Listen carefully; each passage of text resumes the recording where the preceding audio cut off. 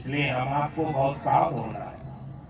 सत्संग जीवन में हमें वो वस्तु प्रदान कर देता है जिसकी वस्तु हमें अपने प्रयास से नहीं होती। इसलिए सत्संग का आश्रय लेना बहुत आवश्यक है। महापुरुष कहते हैं अनेक जन्मों के पुण्यों के परिणाम से सत्संग की प्राप्ति होती है। भागवतकार भी लिखते हैं कि भाग्योदय बहुजन्म समर्जिते सत्संगम चलवते पुरुषो यथा हुई अज्ञान हेतु मदांधकार नासम विलाय ही करो देखा।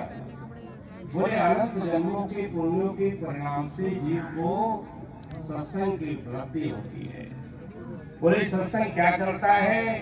बोले अज्ञान रूपी अंधकार को दूर करके हमारे जीवन में विवेक का प्रकाश कर देगा। और विवेक का तात्पर्य यह है कि आपके जीवन में एक निर्णय करने की क्षमता जागृत हो जाती है।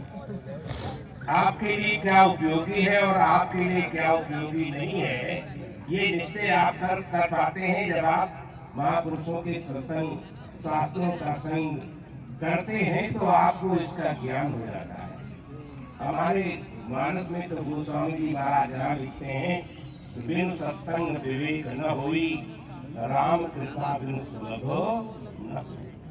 ये सत्संग की उपलब्धि कब होती? बोले राम की कृपा से। और राम की कृपा हम पर है क्योंकि मनुष्य शरीर जो हम आपको मिला है ये अपने प्रारब्ध पुरुषार्थ से नहीं, ये प्रभु कृपा का फल। तब हम करी करवा नर देत ईश बिन एक सने ही नरतन भव सा वारिधिका वेरो सन्मुख मरुत अनुग्रह वेरो कर्णधार सद्गुरु गणरावा दुर्लभ साज सुलभ कर पावा जो न करे भव सागर नर समाज अस्पाए सोकृत निंदक मंदमती आत्मा अनुगति।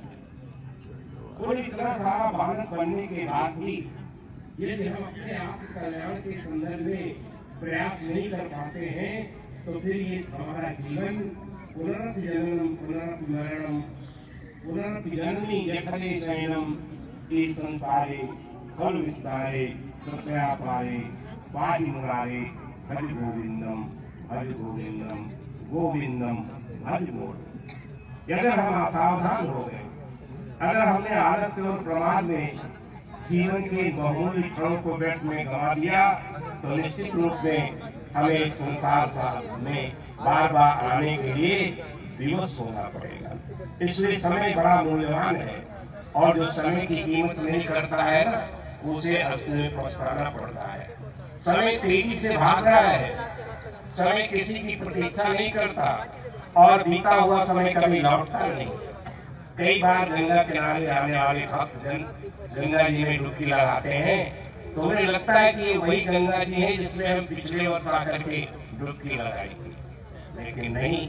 आप ध्यान से देखें, जिस जल में आपने डुबकी लगाई है और डुबकी लगा के ऊपर आते ही न जाने वो जल कितनी दूरी तय कर देता, तो वो ही जल नहीं है, वो तो न जाने कहाँ चला गया है।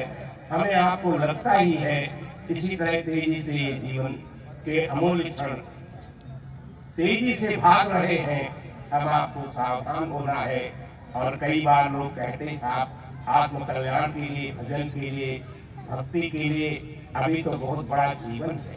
महापुरुष कहते हैं ये सोच हमारे जीवन में जो अंध है कि आज में इसे कल कर लेंगे, बोले कल कभी आता ही नहीं। इसलिए हमारे संत कहते हैं काल करे सो आज कर। रात में आप सोए हैं, सुबह आप उठेंगे या नहीं उठेंगे इसका कुछ भरोसा है?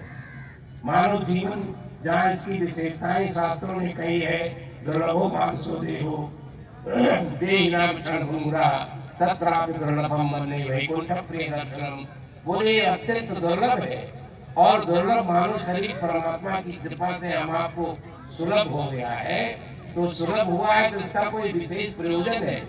इस संसार, इस शरीर की उपलब्धि संसार के लिए नहीं है, ये आत्म कल्याण के लिए हुई है। मैंने कल ही निवेदन किया था कि जीवन में हमारा ये जो हमें समय मिला है, शक्ति मिली है, बल और बुद्धि मिली है, परमात्मा ने जो दिया है उसका हम अगर उपयोग आत्म कल्याण के संदर्भ में नहीं करते हैं तो निश्चित रूप से बाद में हमें आपको पछताना पड़ेगा और आप हमको ये सोचना पड़ेगा आहा जन्म खत्म शरीर खत्म। उत्कृष्ट मानव जीवन परमात्मा ने दिया था जो 84 लाख योनियों में सबसे सर्वोत्तम है और उस सर्वोत्तम शरीर प्राप्त करके भी हम अपना आत्म कल्याण नहीं कर सके, उस दिशा में प्रयास नहीं कर सके तो जीवन व्यर्थ चला गया। आहा जन्म खत्म शरीर खत्म, ये जन्म अजन्म न कृतम मया न प्रभुपाद स्वरूप सेविनम निस दिनम जठरस विदो विपुल।